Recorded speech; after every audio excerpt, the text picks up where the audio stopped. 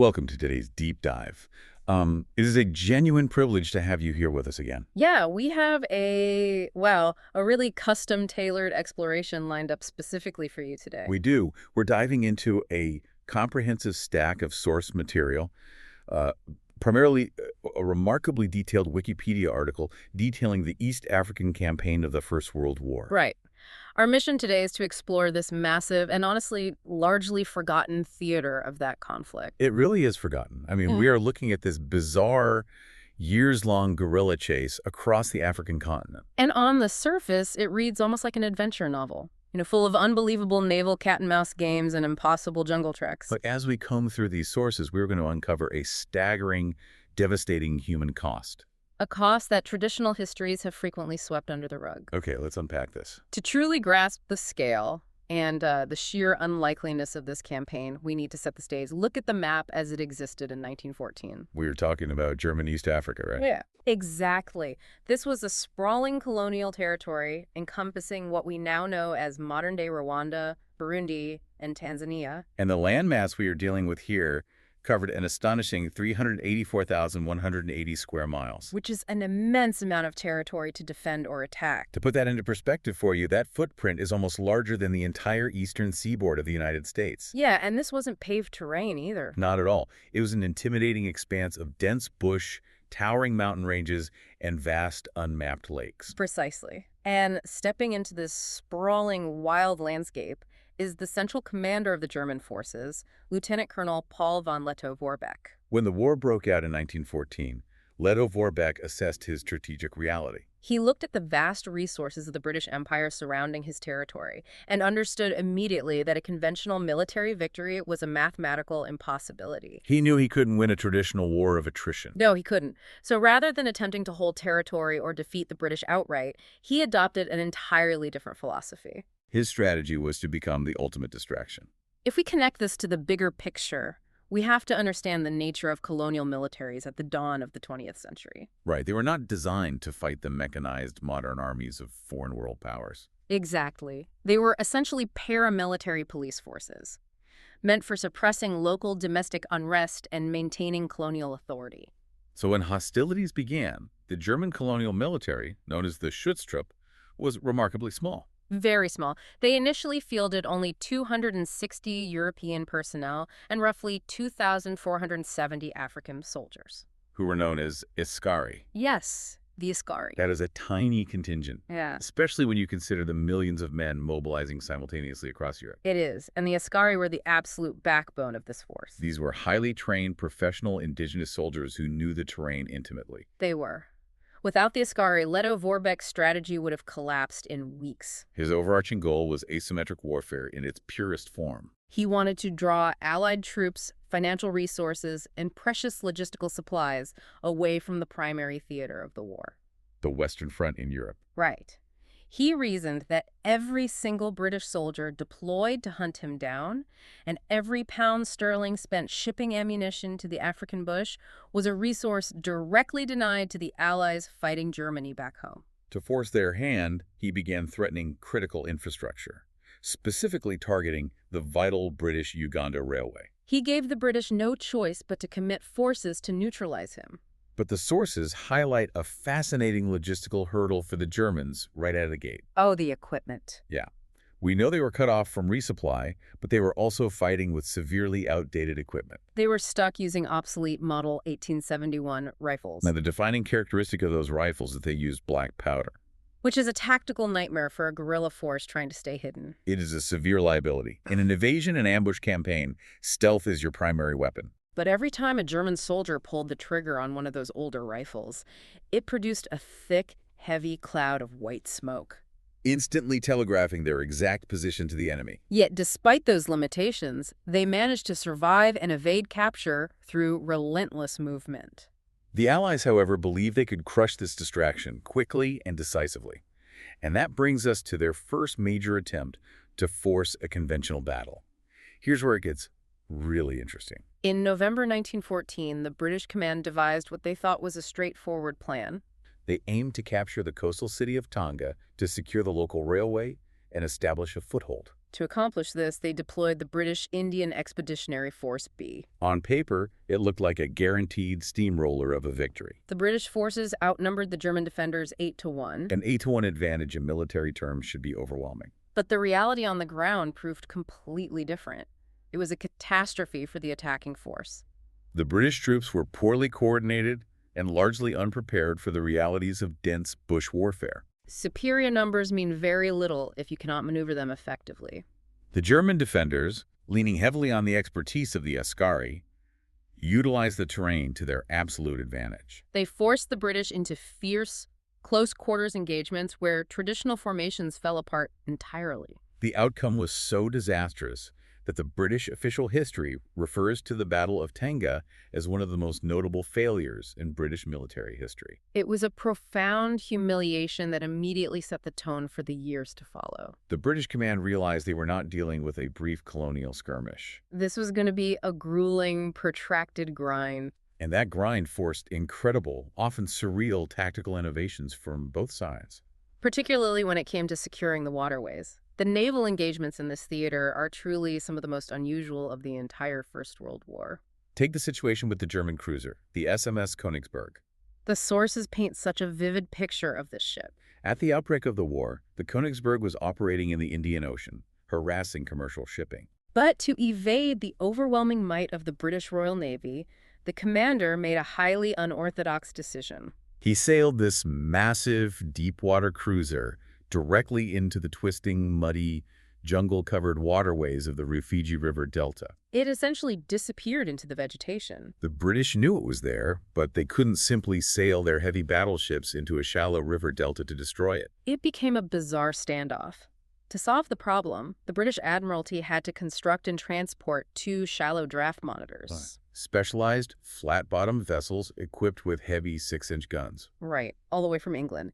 They navigated them into the Delta and finally battered the Königsberg to pieces in the mud in July 1915. So you would assume that neutralized the German naval threat in that sector. But Lettow-Vorbeck viewed the ruined ship not as a loss, but as a supply depot. Exactly. Resource scarcity forces innovation. The Germans carefully salvaged the Königsberg's formidable 4.1-inch main battery guns from the wreckage. They then engineered custom carriages for them. And dragged these immense naval cannons through the African interior for the remainder of the conflict, utilizing them as highly destructive field artillery. The engineering required to adapt a static naval gun for cross-country jungle transport is astonishing. And what's even more fascinating is that the British eventually mirrored this exact tactic. Earlier in the campaign, the Königsberg had successfully ambushed and sunk a British vessel, the HMS Pegasus, in Zanzibar Harbor. Rather than leave the wreck, the British salvaged 6 4-inch guns from their own sunken ship. They hauled them around the continent to counter the German artillery, affectionately dubbing them the Peggy guns. It perfectly encapsulates the sheer desperation of the theater. You have opposing armies dragging salvaged battleship weaponry through swamps to fire at one another. But if we are discussing extreme logistical feats, we have to examine the Lake Tanganyika expedition.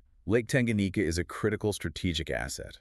It is a vast inland sea, and early in the war, the Germans dominated completely with armed steamers. The British command understood that to secure their western flank, they had to contest control of that water. But they had no ships on the lake. So their solution was to take 2 small wooden motorboats, each equipped with a modest 3-pounder gun, and transport them overland. And by overland, the sources mean a journey of roughly 3,000 miles. The logistics of that journey are almost impossible to comprehend. They shipped these vessels from Britain down to South Africa. They moved them by rail until the tracks literally ended in the wilderness. From there, teams of oxen and steam tractors dragged these boats across rugged terrain, over mountain passes and through rivers for months, hacking a path through the bush to finally reach the shores of the lake.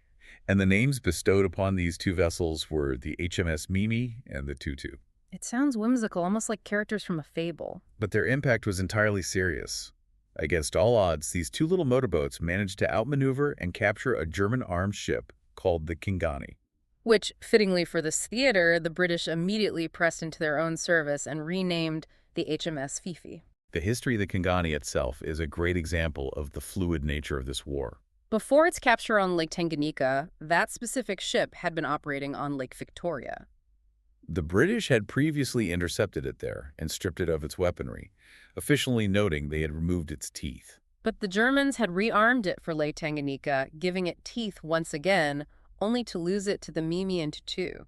So they are lugging massive naval artillery and steam-powered motorboats thousands of miles across a continent that lacks a modernized road network or extensive rail lines. They didn't have fleets of cargo trucks at their disposal. This raises an important question regarding who actually fought and suffered in this campaign. It is the necessary pivot we must make from the tactical adventure to the stark historical reality. While the commanding officers generating these strategies were European, the overwhelming majority of the human beings executing them and dying for them were African. The numbers detailed in the source material are deeply sobering. In their desperate multi-year attempt to corner Lettow-Vorbeck's elusive force, the Allies eventually employed nearly 1 million people. 1 million individuals drawn into this conflict. And of that million, a staggering 600,000 were African porters conscripted into what was officially called the Carrier Corps.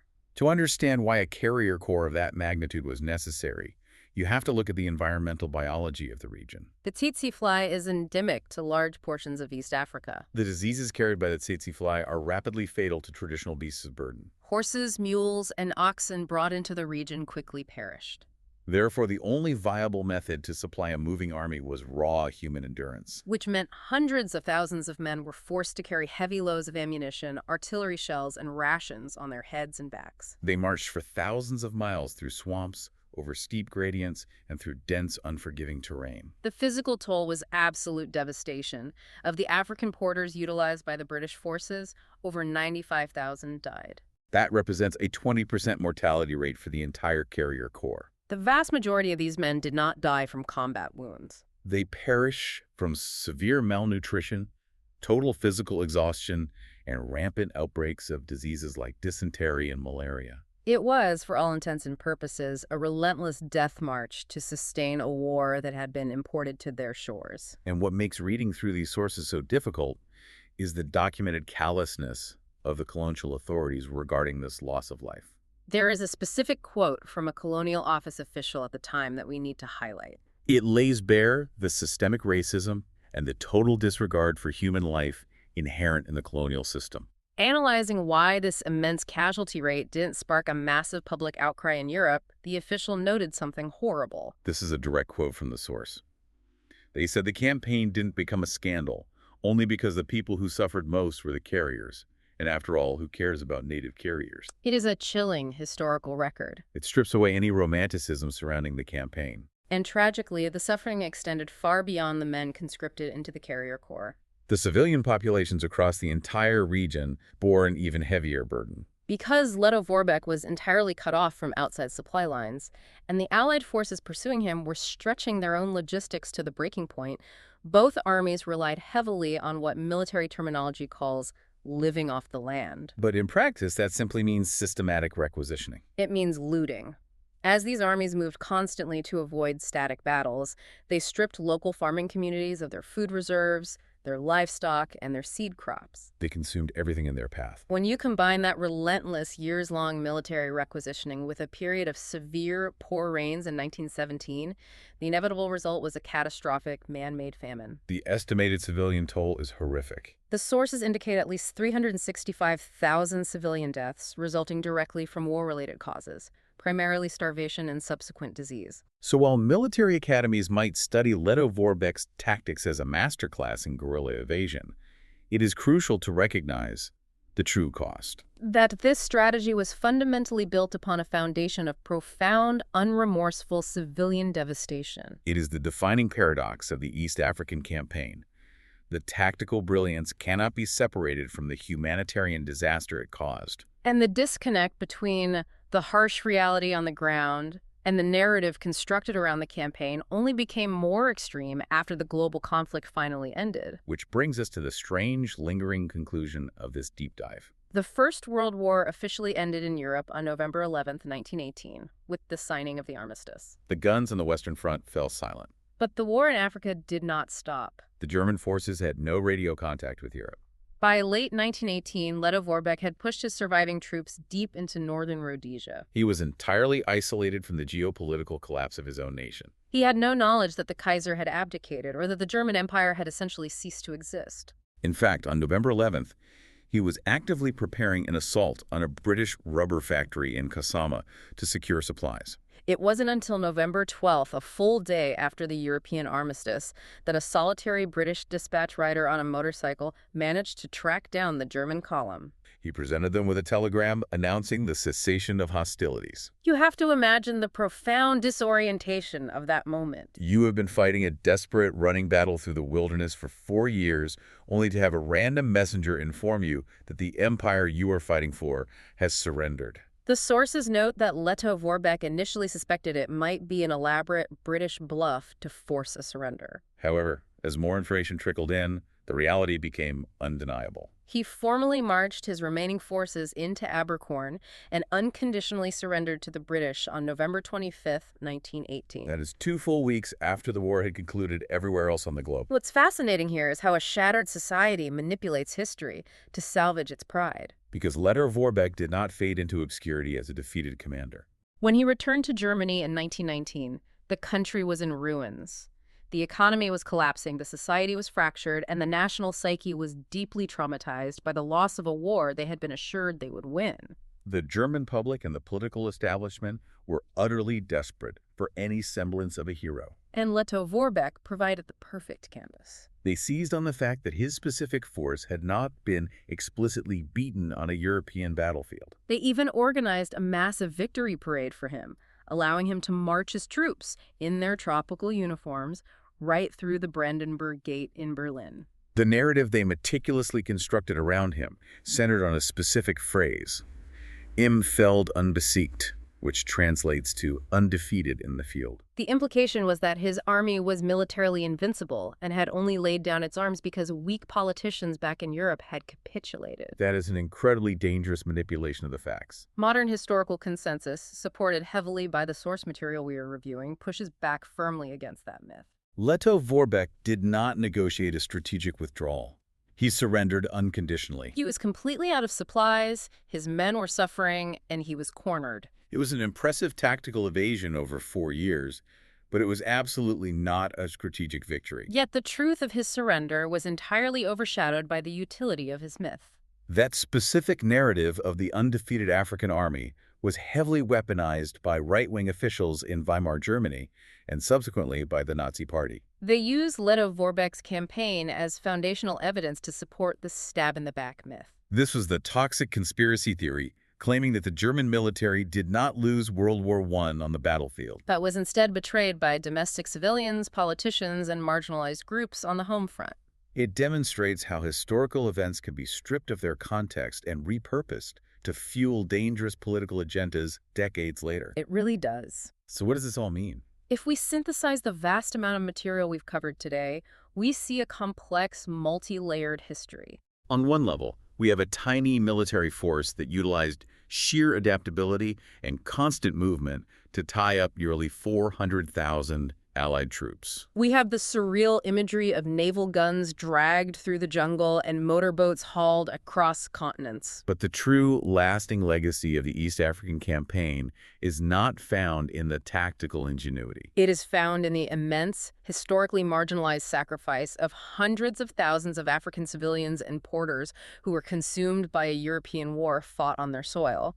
That captures the duality perfectly. But before we conclude, there is one final, critically important thread from the source material that we haven't fully explored. And I want to leave it for you, the listener, to ponder on your own. We have spent significant time discussing the extreme exploitation and suffering of the African population during this campaign, but historical pressure of that magnitude often yields unintended consequences. In this case, the extreme demands of the war actually planted the early seeds of African independence movements. The clearest example in the sources is the January 1915 Chilembwe Rebellion in Nyasaland, which corresponds to modern-day Malawi. The harsh realities of the campaign, specifically the forced conscription of carriers and the intense racial discrimination inherent in the colonial war effort broke the social contract and directly sparked an organized uprising. It was led by John Chilemwe, an American-educated Baptist minister who recognized the profound injustice of his people dying for an empire that afforded them no rights. The colonial authorities suppressed that rebellion quickly,